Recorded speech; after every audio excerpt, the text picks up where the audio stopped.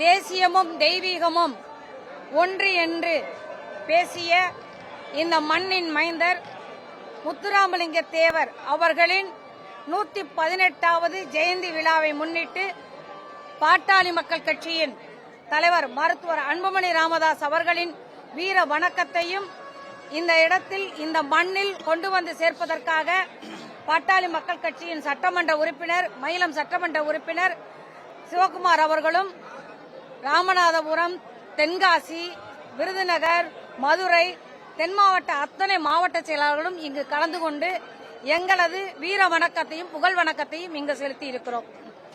இன்றைக்கு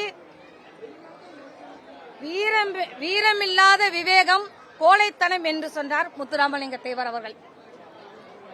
இன்றைக்கு அதுதான் நம் முன்னாடி இருந்துட்டு இருக்கு.